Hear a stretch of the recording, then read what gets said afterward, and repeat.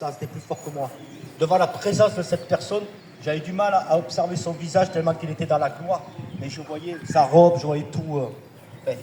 Et il m'a parlé audiblement comme je vous parle là.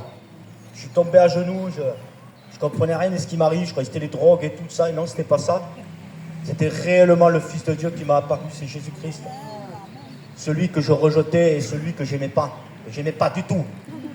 Parce que celui qui me parlait de Dieu, je le tuais sur place. Tellement que j'avais des démons.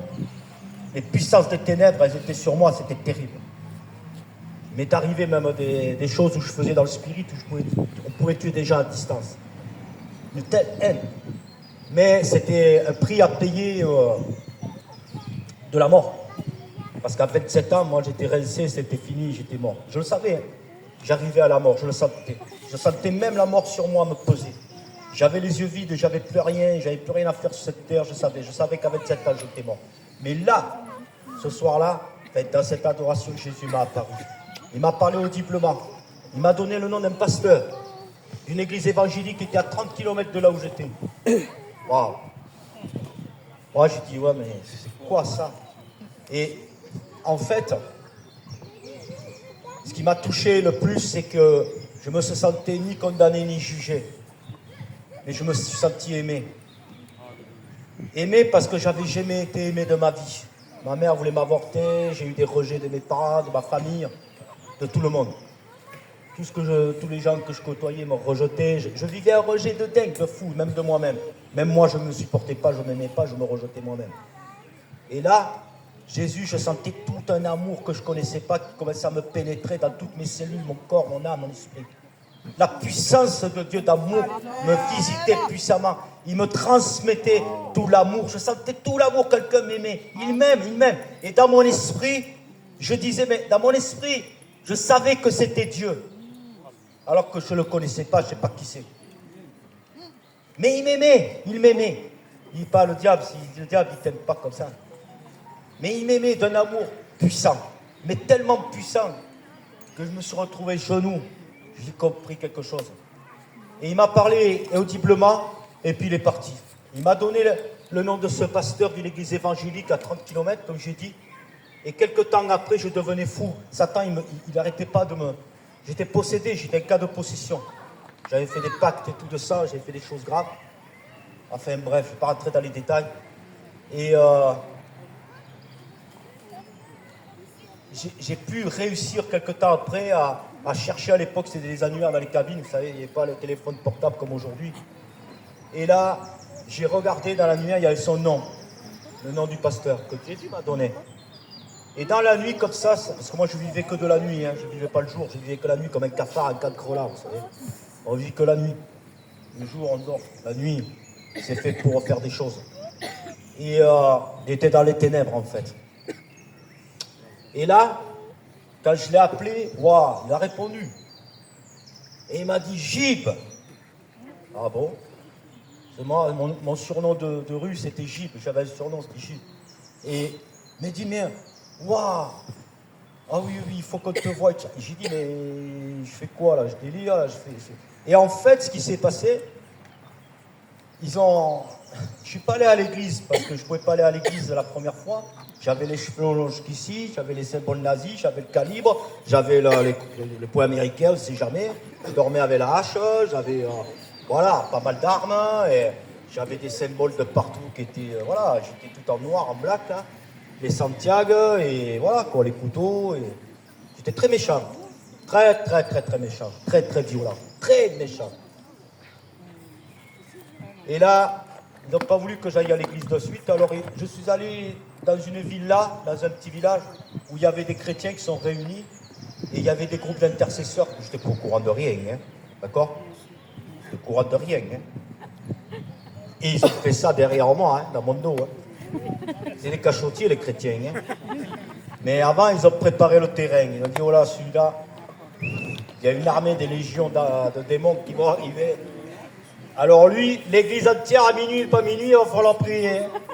Ils ont fait venir aussi un frère qui est vraiment dans le ministère, où lui, il a traduit des livres de Rebecca Brown à l'époque. Là. Je ne sais pas s'il y en a qui connaissent, Libérer les captifs, tout ça. J'ai connu cette époque. Là. Voilà. Et alors, quand ils m'ont vu pour la première fois, que je suis arrivé, j'ai débarqué dans la baraque, là-bas, j'avais une chose en vie, c'est de les tuer. Ah, déjà, l'esprit de mort se révélait dans moi et je voulais vraiment les tuer. Ah, je les aimais pas. Je dis, qu'est-ce que je fais là? J'ai vu quoi? J'ai une hallucination, c'est quoi? Là, je commençais vraiment... Les démons, ils commençaient à me chatouiller grave pour que je les... voilà. Et là, je combattais, je luttais, parce que quelque chose... Il devait y avoir dans le ciel un combat terrible. Vous savez, la Bible dit que c'est pas nous qui combattons, c'est Dieu qui combat pour nous. Nous, on reste calme dans la paix, dans la tranquillité, et lui combat pour nous. Dieu se rit de ses ennemis. Et là, ça commençait à avoir des manifestations et tout. Donc, je suis rentré dans une petite chambre, mais en fait, c'était un couple qui était là, et en fait, que j'avais rencontré 4 ans en arrière, comme ça, de passage par un ami, où ils avaient eu à cœur de prier pour moi pendant 3-4 ans. 4 ans. Dieu leur avait dit, vous allez prier pour lui pendant toutes ces années. Et ils se sont tenus, ils ont prié. Les chrétiens priaient pour moi, alors que moi j'étais dans la rue, je ne savais pas ce que je faisais. Je ne les connaissais même pas. Enfin bon, je les avais vus une fois comme ça, ou deux là. Voilà. Mais ils ne pouvaient pas me parler de Dieu, ils savaient très bien. Mais Dieu leur a dit, priez pour ce gars-là. Bon. Et quand j'étais dans cette petite chambre là, une petite chambre, il y avait un miroir derrière, une grande glace. Je me souviens toujours. Et là, je commençais à avoir froid, glacé, j'étais glacé. J'étais comme un serpent, vous savez, le sang glacé. Et les démons, ils commençaient à s'affoler. Oh là là. Et ils étaient là, 4 intercesseurs. Je dis, qu'est-ce qu'ils font? Mais qu'est-ce que je suis? C'est quoi ce truc? Bon. Je disais rien. Mais j'arrivais pas, j'étais bloqué. Quelque chose me bloquait pour pas que je leur fasse du mal. Et ensuite, à un moment donné, ça a duré le temps, ils priaient. Bon. Et d'un coup, il y a le Saint-Esprit, parce que je dis aujourd'hui, je le connais, le Saint-Esprit, mais je sais que c'est lui, avant je ne le connaissais pas. Amen. Et il me fait tourner ma tête. Je tourne ma tête et je vois la glace s'ouvrir, le miroir. Le miroir, il s'ouvre, c'est une porte. La porte s'est ouverte et je commençais à descendre dans un gouffre, dans un tunnel, et j'entendais des gens crier, hurler, et c'était horrible, ignoble. Et là, j'ai compris, c'était l'enfer. J'ai vu que c'était une destination pour moi là-dedans, que c'était fini, que c'était là où j'irais. Et là, j'ai commencé, juste avant que la glace s'ouvre, j'ai vu ma tête, elle s'est transformée comme un démon là-bas pour aller dedans, avec une souffrance terrible. Et là, le Saint-Esprit m'a fait voir ça. J'ai revu ça, j'ai vu le tunnel, j'ai vu les gens crier, hurler, j'ai vu je parlais dedans.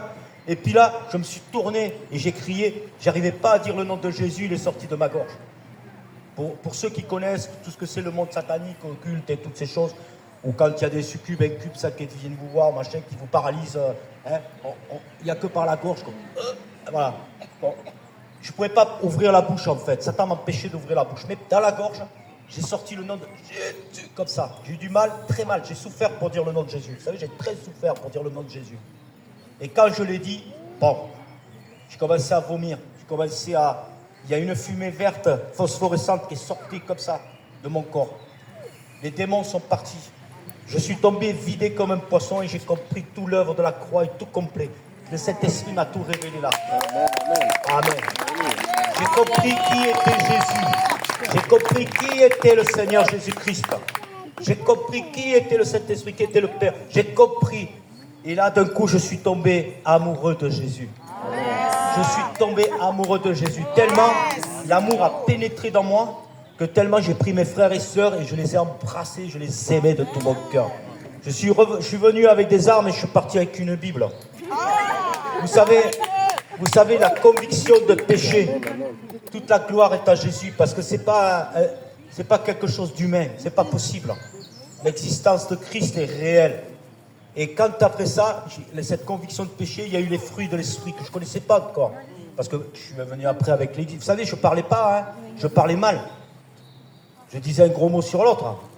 Et puis, ça fait 35 ans, je dis plus de gros mots. Je dis plus rien. Il m'a guéri de la drogue, de la cigarette, des cancers, il m'a guéri de tout instantanément. Donc je pourrais raconter pendant des heures, mais ce que Jésus a fait, c'est impressionnant. Mais là où il m'a conduit Jésus, quand il m'a dit le pasteur, l'église, c'était une petite église, un petit troupeau qui était dans un petit village, qui était rempli d'amour. Pas de puissance, mais d'amour. Et ces gens-là, ils m'ont aimé. Même s'ils avaient peur. Parce que quand je venais le dimanche, à l'église, croyez-moi que, waouh. Et vous savez, j'avais mon chop à l'époque, j'avais un chopper, une moto, qui s'appelait Infernal Sataniac. Et c'était mon idolâtrie, j'avais que ça avec mon fusil à pompe. Et je vivais dans la rue avec. Et c'était tout ce que je possédais sur cette terre. J'avais rien d'autre, j'avais construit de mes mains. Et bien, quelques temps après, m'avoir fait baptiser, j'ai été baptisé par immersion, comme là, avec les frères et sœurs et tout. Bon, je fais court aussi, parce que je ne vais pas vous raconter tout, mais eh bien, j'ai brûlé ma propre moto. Je l'ai détruit et j'ai détruit mes Santiago, mon cuir, toute l'adoration à Satan, le trash metal que j'étais dedans, j'étais dans tout. J'ai tout brûlé, tout détruit, complètement. C'était ma moto, c'était mon Dieu, c'était ma vie. Quelqu'un touchait à cette moto, je le tuais sur place. Mais je l'ai donné au Seigneur. On est allé dans une décharge et juste avant, j'ai failli mourir. Il y a Satan qui m'a étranglé. J'arrivais plus à respirer. Bref, j'ai eu que des attaques démoniaques après. Mais Jésus a toujours été là. Il a permis pour que justement je voie sa grâce, son amour, sa miséricorde, que c'est lui qui combat pour moi et que Satan ne m'a jamais atteint. Donc, Jésus, même avant que je sois né de nouveau, il me protégeait déjà. Parce qu'il disait dans le psaume 138, c'est le verset que j'ai reçu en premier, où il était écrit, alors là, je ne savais pas trop lire, hein, vous savez, j'ai appris à lire la Bible. Et puis là, le psaume 139, où il dit, avant que tu sois né, avant que tu sois conçu, avant que tu sois dans le sein de ta mère, je te connaissais déjà. Amen. Donc avant que tu sois dans ce monde, dans le ciel, tu étais déjà. Amen. Tu étais dans le cœur de Jésus déjà, dans le cœur du Père. J'étais dans l'esprit du Père parce qu'il m'a voulu avant que je vienne ici pour que je témoigne. Et Dieu maintenant, eh bien, c'est toute sa gloire. Parce que vraiment, en fait, ce qui me rapprochait de lui, ce qui me fait tenir à Christ, c'est pas de savoir la connaissance, c'est pas de tout ce qu'il m'a enseigné en 35 ans, c'est pas toutes les missions que j'ai accomplies pour lui, c'est pas tout ce que j'ai fait pour lui. En fait, ce qui me raccroche à lui chaque jour, c'est son amour. Amen. Parce que je savais pas ce que c'était l'amour. Mais en Christ, franchement, il n'y a que lui. Toutes les épreuves que j'ai vécues, même en tant que chrétien, trahi par des chrétiens, méchants, de la méchanceté, je les ai bénis, pardonnés. Mais c'est pas grave. Je dis, Seigneur, tu es toujours avec moi. Amen. Tu es toujours OK avec moi. Mais je m'aligne sur sa parole et sur l'obéissance. Moi, ce qui compte pour moi. Parce que après, juste quelques temps après, je suis allé de suite dans la rue chercher des skinheads. J'avais mon meilleur ami qui était... Le Saint-Esprit m'a conduit dans un squat. Il était en arc 3, phase terminale. Il lui restait 4 mois à vivre. Il n'avait plus de cheveux, plus de dents. Il avait la peau qui tombait. Il avait le sida à l'époque, le VIH. Il était séropositif. Et c'est le premier miracle que j'ai vu, où j'ai prié pour lui. Il a été complètement guéri. Amen. Entièrement du sida. Alléluia. Il était à plus de 5 grammes d'héroïne. Et dans le petit appartement que les chrétiens m'avaient fait louer, j'ai prié simplement comme ça. J'ai dit, non, tu vas jeter cette merde au nom de Jésus. Et il a été guéri complètement des 5 grammes d'héroïne. Il ne touchait plus à rien. Et en plus, il disait, mais il m'a revendu, il m'a refourgué la daube, le gars, là. Tu rigoles, oui, c'est toi le dealer. Ah oui, c'est vrai. Et donc, il a été complètement guéri, il a été complètement... Enfin bon, bref. Et j'ai commencé à avoir des miracles comme ça de Dieu. Et j'ai amené les prostituées, des légionnaires, tous les gens de mauvaise vie, j'ai amené à l'église. Parce que j'avais une compassion et je voulais que tous ces gens... Mais que ce soit même des riches, hein, je m'en foutais. Toute personne. Et là... Le Saint-Esprit a fait une œuvre, a commencé à faire une œuvre, un travail vraiment en profondeur. Et là, je vais en venir à ça parce que c'est vrai que j'aurais jamais cru que Dieu m'aurait envoyé un frère de l'église qui soit black. Mais alors, bien tout noir, je vous le dis. Et noir de chez noir. Et moi, ça, il commence ça s'assoit un peu à côté de moi. Je dis, oh. Et dehors, à chaque fois, il voyait, il voulait commencer à m'embrasser. Il dit, oula, oh, oh, oh. Eh bien, ce frère, Théophile, wow. Il m'a invité chez lui, vous savez, là-bas, chez les Africains, ils mangent tous par terre, là-bas. Comme chez les Arabes, ou je sais pas quoi, là, ils mangent tous par terre. Et bon, ici, lui, tout ça, il m'a invité, moi, que c'était pour manger, j'y allais, hein. Et puis, bon, j'ai fait un peu connaissance, je voulais obéir au Seigneur, je l'ai conduit. Et là, le Saint-Esprit, alors là, j'ai rien compris. Il me dit, va dans la cuisine, je vais dans la cuisine, je vois une bassine avec des casseroles, je vide des casseroles, je remplis d'eau. Je sais pas ce que je faisais, hein, je sais pas. Et j'arrive, et lui, il était avec sa djellaba, là, comme on dit, là, avec sa soutane, là, africaine. Et puis, vous savez, la robe, là, qu'ils ont, les Africains. Et là, les boubous. Et puis là, il était tranquille, lui. Il faisait la théologie à l'époque, là-bas, en Suisse et tout ça. Mais bon, Et moi, je remplis la bassine, je vais, putain, et puis d'un coup, je me retrouve dans ces pieds noirs, là, comme ça. Et le Saint-Esprit, le Dieu me dit, maintenant, tu vas lui laver les pieds.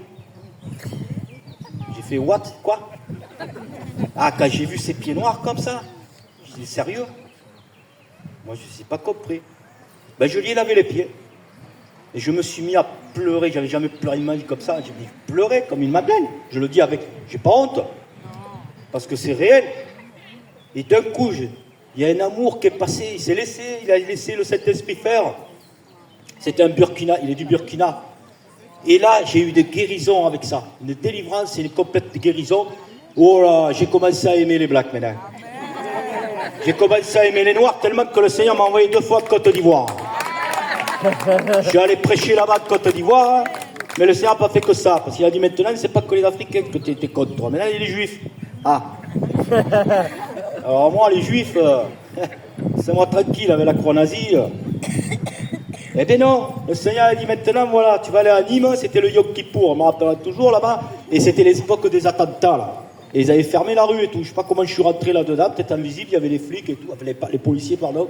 Et puis bon, ben moi je suis rentré à la synagogue comme ça.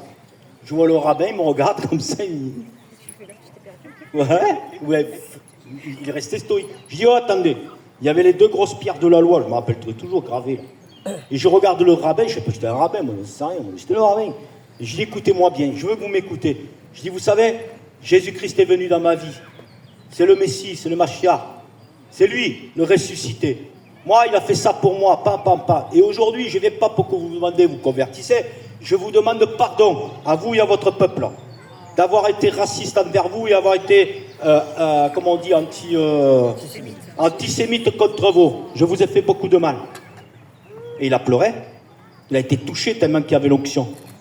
Et un jour, Dieu m'a envoyé à Montpellier où il y avait un rassemblement de juifs aussi. Je suis allé là-bas et devant tout le monde là-bas, il y a fait des rassemblements qui faisaient dehors plein de stands et tout ça là. Bon. Et puis je suis allé et le gars il pleurait tellement les juifs quand j'ai donné mon témoignage qu'ils m'ont mis une kippa sur la tête. Amen. Et bien quand il m'a mis la kippa sur la tête, j'ai senti une main, la main de Dieu sur ma tête. J'ai dit waouh. Et là j'ai réglé mes comptes avec les juifs. Mais bon. Après, il a fallu que je règle mes comptes un peu avec tout le monde, hein, avec les Français, avec moi-même. Bon, voilà. Tout ça, c'était une histoire de racines qui a été réglée. Et même que Dieu m'a envoyé en Sibérie, vous voyez, en Russie, dans les goulags, dans les prisons. Parce que là, c'est là où le Seigneur m'a conduit beaucoup. Bon, j'ai fait pas mal de pays. Mais voilà ma conversion. Et dans tout ce temps-là, la gloire de Dieu, je l'ai vu se manifester petit à petit. Donc, en 96, j'ai fait un jeûne de 40 jours complet jusqu'à 50 jours, entier, parce que le Saint-Esprit m'a demandé de le faire, et je vous dis, ne le faites pas si le Saint-Esprit ne vous dit pas de le faire, parce que là, il m'a épuré, là, je suis allé dans les profondeurs de sa parole, et ce que vous voulez. J'ai vu des choses dans le ciel, c'est magnifique. Amen. Le Seigneur m'a conduit aussi en Argentine, j'ai appris beaucoup en Argentine là-bas, en Amérique du Sud, mais je veux rester un gars simple, humble devant Dieu, je ne peux pas prendre la grosse tête, parce que je n'ai aucune connaissance, c'est lui qui enseigne. Amen. Mais tout ce que je peux vous dire, c'est que toute la gloire est donnée à Jésus. Et que Alléluia. Moi, la seule chose qui m'intéresse là, c'est est-ce que quelqu'un n'a pas donné son cœur à Christ aujourd'hui? Oui. Est-ce que quelqu'un n'est pas... Moi, vous savez, le plus important dans ma vie, chaque jour que je me lève au Seigneur, je le dis, hein, Seigneur, sauve des âmes. Parce que l'enfer est une réalité, elle existe réellement. Bon, on donne le nom d'enfer, le Sheol, cet endroit qui est dessous là, à 6500 km sous notre terre, sous nos pieds. Il y a des gens dessous. Il y a des chrétiens dessous, malheureusement, qui ont été chrétiens. C'est pas le nom de chrétien veut rien dire. Celui qui est un Christ, un petit Christ, il suit Christ. Il est dans sa parole. Amen. Et il est obéissant à sa parole. Amen. Il n'est pas obéissant à un homme qui contrôle. Dieu n'est pas celui qui contrôle et qui manipule. Moi, on a essayé de me manipuler dans les églises, dans les contrôles. Mais non, le Saint-Esprit n'a jamais permis. Il m'a dit, je t'aime trop et moi, je lui appartiens. Vous appartenez chacun, votre corps, esprit, âme appartenez à Christ. Amen. Et pas à un homme, pas à personne de ce monde. Amen. On est soumis les uns les autres, mais dans la soumission de la mission de l'autre. Amen. Mais dans le Saint-Esprit, dans le discernement. Et ça, c'est important. Donc, je demande que ici, est-ce qu'il y a quelqu'un qui ne connaît pas réellement. Jésus, il a dit, vous savez ce qu'il dit? Il dit qu'il y a des gens qui sont venus, ils lui ont dit, mais nous on a fait des miracles en ton nom. On a ressuscité des gens en ton nom. On a fait des miracles en ton nom. On a fait des prodiges. On a prêché l'évangile en ton nom. En ton nom. Il n'a pas dit le nom d'un autre. Ils ont utilisé le nom de Jésus. Jésus leur a répondu, mais moi je ne vous connais pas.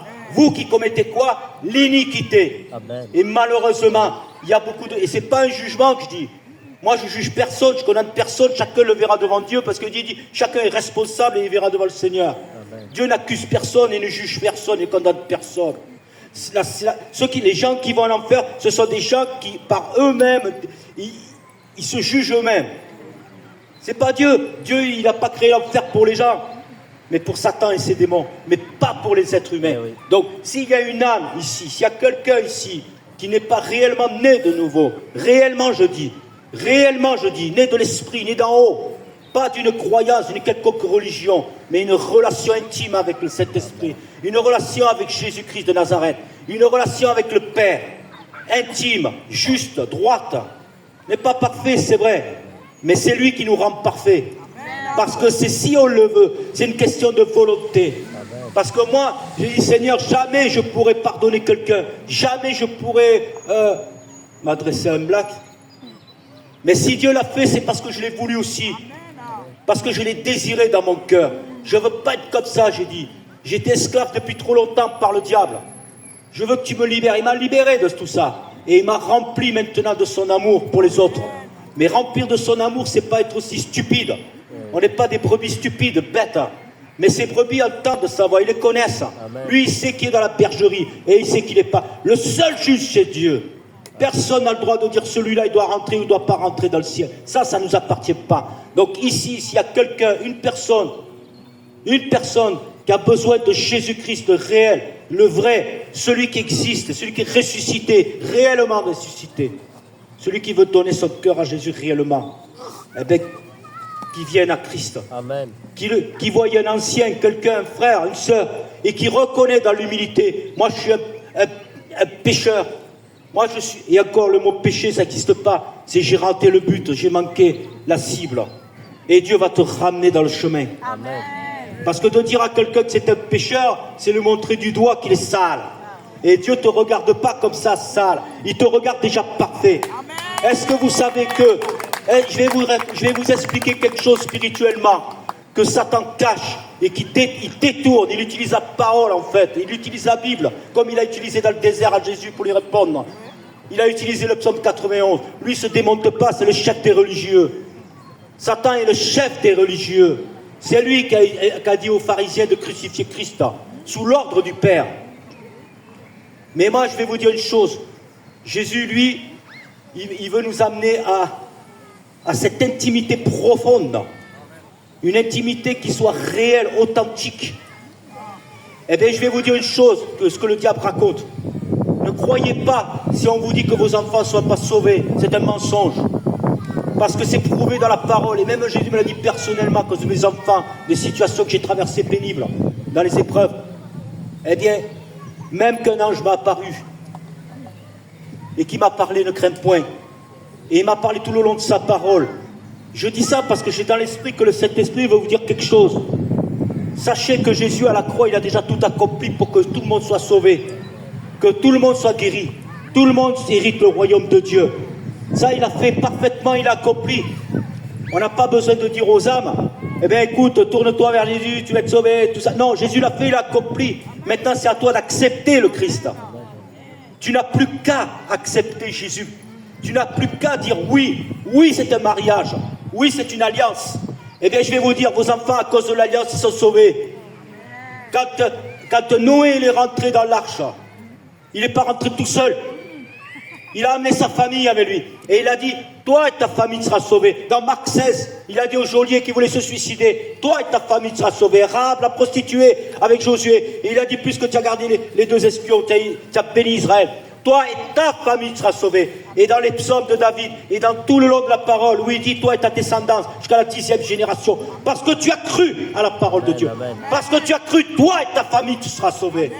Ne te préoccupe pas de tes enfants s'ils sont en rébellion. La promesse est sur eux, sur toi et tes enfants.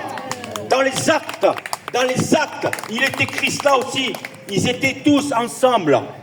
Et il nous faut revenir au temps de l'amour des actes. Parce qu'ils avaient compris le message. Ils avaient compris le message de Dieu. Toi et ta famille, Dieu est le Dieu de la famille. Satan, il est celui qui détruit la famille. Même si tu vois ton fils partir dans la drogue, parce que ta foi l'a sauvé, l'alliance qu'il a fait avec toi, le Père, eh bien c'est à lui. C'est lui, il dira un jour, il viendra dans le ciel. Même si tu pars avant lui, eh bien lui quittera cette terre sauvée. Mais c'est une question de foi. Et ça, je vous le dis de la part du Seigneur. Il y a trop de mensonges. Le diable, il veut te faire perdre du temps à prier pour tes enfants pendant des années alors qu'ils sont sauvés. Ça ne sert à rien. Par contre, tu peux prier pour qu'ils soient serviteurs de Dieu. Vous savez, j'ai rencontré un frère en Christ où il a pris 18 balles dans le corps, il était mort. Il était à la morgue. Il témoigne partout dans le monde. Et il était dans la mafia, il était mafieux dans la drogue. Et il s'est fait mitrailler par son propre ami. Il est resté 7 heures dans un parking mort. Et il l'a retrouvé à la morgue, il était complètement mort avec 3 balles dans la tête, 2 balles dans la tête, et il reste dans le buffet là. Et là, eh bien, il s'est réveillé à la morgue. Jésus l'a ressuscité à la morgue. La femme, elle a fait une syncope. Les gens, ils sont tombés raides. Tout l'hôpital a été complètement guéri. Parce que Jésus, à 3 heures du matin, lui a apparu, et comme il ne pouvait pas marcher et qu'il était un légume, il a complètement réparé de A à Z. Maintenant, il prêche partout dans le monde. Je l'ai rencontré, cet homme. Eh bien, il a dit, vous savez, c'était parce que ma mère était en train de prier pour moi, parce qu'elle proclamait qu'il était serviteur et prédicateur de Dieu. Elle proclamait à genoux chaque jour, et elle disait, mon fils n'appartiendra pas à Satan. Et la promesse que j'ai eue de Dieu, c'est qu'il deviendra un prédicateur. Et Jésus l'a ressuscité des morts pour qu'il devienne un grand prédicateur. Et c'est un grand prédicateur dans le monde entier. Oui, il s'appelle Moïse da Silva. Vous pouvez le trouver là, sur des vidéos de YouTube. À l'époque, je l'ai rencontré ici en France. Vous savez, et j'en ai rencontré des tonnes et des tonnes. Mais vous savez, Dieu est un Dieu si merveilleux, si puissant qu'on doute. Beaucoup de gens doutent de ce qu'il est.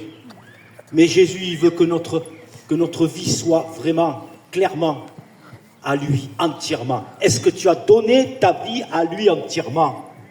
Est-ce que tu as fait ce sacrifice de te défaire de cet esprit de monde? Est-ce que tu es prêt à sacrifier les choses du monde? Pas comme un jugement, mais pour faire passer Dieu en premier. De le chercher de tout ton cœur, de l'aimer de tout ton cœur, de toute ton âme.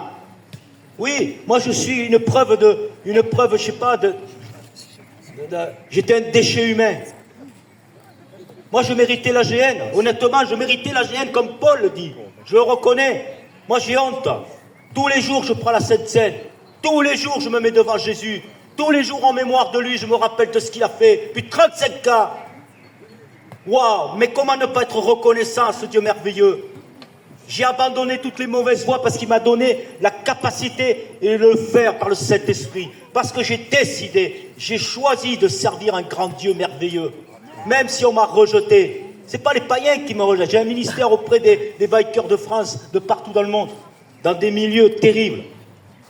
Je rentre dans la nuit où je vois des gens qui sont vraiment... C'est la folie ce qui se passe. Des bandits, pas possible. Et l'autre fois, Dieu m'envoie dans un endroit pareil, fermé, où on m'invite, des 1%. Et là, je vois une stripteaseuse algérienne. Et le Saint-Esprit, il y a 200 bonhommes, hein, vous savez. Croyez-moi, c'est des grands garçons, des fous furieux. Et dans le local, comme ça, c'est Satan qui se déchaîne là-dedans, vous savez. Parce que c'est les antres de l'enfer là-dedans. Et cet esprit me dit, tu parles pas, tu dis rien, mais tu pries en langue. Et pendant le brouhaha où elle faisait son show, je priais en langue, comme le Saint-Esprit m'a demandé. J'étais à côté du comptoir et je priais en langue, je priais en langue, je priais en langue. Je savais même pas pour qui je priais en langue, pourquoi? Parce que le Saint-Esprit m'a dit. Et j'obéis, je le fais. Et quand elle a fini son show, cette femme, eh bien, elle est allée se rhabiller, et puis d'un coup, je la vois pas loin de côté de moi parler qu'une femme. Le Saint-Esprit me tourne, et le Saint-Esprit me dit, elle est sauvée. J'ai dit, quoi? Cette femme, la stripteaseuse, le Saint-Esprit me dit, ça y est, c'est bon, tu arrêtes, elle est sauvée. Je n'ai pas parlé, j'ai rien dit, j'ai annoncé l'évangile de rien. Qui sommes-nous, nous, pour faire quoi que ce soit? Le Saint-Esprit convainc qui il veut, là où il veut, comme il a fait avec moi. Personne ne m'a parlé de Jésus, il est venu Jésus lui-même. Il est assez grand pour convaincre les gens. Eh bien, cette femme, 4 mois après, j'étais invité dans un autre local. Pareil, des rivales qui ont été invités parce qu'ils s'invitent les autres, les uns les autres. Et là, j'y vais avec ma patte folle. J'y vais quand même, j'avais pas trop envie, mais je suis allé quand même. C'était l'hiver et tout, j'y vais là-bas. Je revois cette femme, j'ai pas le temps de parler, qu'elle m'aura. Elle me dit, ah, mais tu es chrétien? J'ai dit oui. Elle dit, ben, vous savez, tu sais ce qui s'est passé? Il me dit, ben là, récemment, là, je viens d'être sauvé par Jésus, je vais me faire baptiser. Amen, amen. J'ai rien dit, cette femme. C'est sûr que, moi, c'est là que j'ai compris, c'est la première fois de ma vie que ça m'arrivait. J'ai dit, mais c'est quoi ça? Chaque fois que tu vas être pris dans l'intercession pour une âme, tu vas avoir des entrailles de miséricorde. Amen. Je monte dans la forêt, dans les montagnes. Je passe des jours entiers à prier, à jeûner et à pleurer pour les âmes. J'ai une souffrance terrible pour les âmes, parce que je sais d'où je viens et je sais où elles vont si elles n'ont pas Christ en eux. Et on a besoin de leur témoigner de l'amour du Christ. La parole, c'est Christ. Et le Christ, c'est le Verbe. Il est le je suis, il est le merveilleux. Et il est là, il est présent là. Donc, est-ce que quelqu'un peut lever la main qui a l'audace, aujourd'hui, ton jour, quelqu'un a l'audace de vouloir, même un chrétien rétrograde, quelqu'un qui n'en peut plus, qui souffre, quelqu'un qui ne comprend pas ses épreuves, quelqu'un qui n'arrive pas à être capté, qui ne comprend pas le Seigneur, quelqu'un qui veut une vie, une relation intime avec lui, puissante et glorieuse. Ne recherchez pas les manifestations. Elles y sont déjà. Parce que Dieu manifestera les manifestations, il le fera comme lui le voudra et qu'il entendra à partir du moment où toi tu es dans l'obéissance. C'est pas nous qui déclenchons les manifestations. Parce que même les apôtres, même les disciples, ils ont dit, Seigneur, accompagne-nous dans cette ville, on ne peut pas y aller là-bas. Mais que toi tu confirmes par des miracles et des prodiges. Alléluia. Il faut savoir se positionner dans l'humilité et reconnaître que nous ne pouvons rien faire. Amen. Ne cherchons pas des onctions, parce qu'il y a des onctions aussi qui sont sataniques. Je les connais. J'en connais beaucoup même. Ou même des satanistes vont dans les profondeurs, vous direz même Ézéchiel 28, et qui vont même chercher, ils sont recouverts d'or, de poussière d'or. Tout ce que Dieu fait, Satan, il le fait aussi. C'est-à-dire qu'il trompe les gens en faisant du copiage. C'est pas ça qu'il faut rechercher, ni les manifestations, ni les choses comme ça. Lui, ce qu'il veut, c'est le secret du cœur. Amen. Il veut un cœur vrai, un cœur authentique, un cœur qu'il aime dans la simplicité. Pas une tête qui gonfle comme une ballon de montgolfière. Et qui se croit... J'ai rencontré des gens, mais c'est pas possible. Mais t'es qui, toi, pour juger l'autre? T'es qui, toi, pour dire celui-là, il va en enfer ou pas là? Mais c'est grave. Mais t'es qui, toi, pour dire ça, ça, ça? Non. L'Esprit, il parle avec douceur et amour pour redresser, parce qu'il aime son corps, il aime son Église. Nous sommes l'Église. Et il nous aime. Il a été crucifié pour ça, il faut se rappeler. Dieu ne va pas te condamner, il ne va pas te mettre un coup de fouet, il ne va pas te lacérer à coup de ce machin. Parce que moi, j'ai vécu ça, des choses, malheureusement, avec des chrétiens que je bénis, parce que j'ai pardonné. Mais prendre des coups, eh bien, c'était bon. Je remercie Dieu pour ça, parce que quand le juste me frappe, c'est une faveur, c'est de l'huile sur ma tête, dit la parole. Et la correction, c'est très bon. Parce que moi, je suis quelqu'un qu'on ne pouvait pas me corriger, je vivais moi par moi-même, c'est moi qui m'ai éduqué. Et bien là, je donne toute la gloire à Dieu, parce que c'est lui qui m'a éduqué jusqu'à maintenant. Donc je voudrais vous dire, parce que peut-être qu'on ne se reverra pas, j'en sais rien, mais j'ai à cœur, est-ce que quelqu'un, franchement, il n'y en a pas un là? Il n'y en a pas un là qui a envie de donner sa vie à Christ et le connaître? Parce que qui te dit que tu vas quitter le parking et que tu ne vas pas mourir là? J'ai prêché un soir à quelqu'un, j'ai prêché un soir à un ami, il avait à peine 18 ans, dans la nuit à 3h du matin, dans une fête, je lui parle de Jésus à 2 gars comme ça. Et ils reviennent de la fête et ils se tuent avec sa copine, ils sont morts brûlés dans leur voiture. Il a entendu l'évangile. Amen. Amen. Voyez la gloire de Dieu. Comment t'appelles-tu? Comment? Neige? Ah, alors, magnifique neige, hein? C'est beau, c'est beau, non? Tu ne connais pas Jésus? Voilà, tu es dans la confusion. Dans Joël 2, il est écrit que Dieu, quand il visite ses enfants, ils ne seront plus jamais dans la confusion. Donc, on va tous prier ensemble, Amen. Parce que moi, je ne suis rien, pas plus que vous, ici.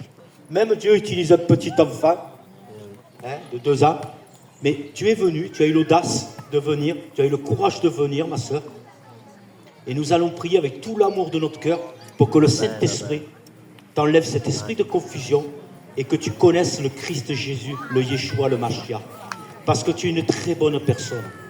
Tu as souffert beaucoup. Tu as été aussi rejeté. Dans tout ce que j'ai dit, tu t'es un peu trouvé là-dedans. Et c'est vrai. Il y a des incompréhensions contre toi. Il y a des choses, il y a des malédictions contre toi. Et le Seigneur, il va rétablir maintenant, il va te restaurer. Mais avant de te restaurer, tu vas le connaître lui. Tu vas tomber. Tu sais, tu as eu des déceptions. Mais de Jésus, tu ne seras jamais déçu. Neige, tu ne seras jamais déçu. Et je sens l'amour sur toi de Dieu. Je sens la paix maintenant sur toi. Parce que tu es venu. Tu as dit, c'est plus possible, c'est fini. Maintenant, c'est le roi des rois. Il va s'occuper de toi aujourd'hui. Aujourd'hui même. Oui, on t'en veut. On a essayé même de faire des choses contre toi pour te tuer. Mais ça n'a pas marché. Parce que tu appartiens à Dieu. Tu appartiens à Jésus avant que tu viennes au monde. Et Jésus t'aime tellement. Donc est-ce que vous êtes d'accord qu'on prie pour Neige? Est-ce qu'on l'amène au trône de Dieu? Est-ce que vous l'aimez? Est-ce que nous l'aimons? Est-ce que Jésus va faire quelque chose de puissant et de glorieux sur cette sœur?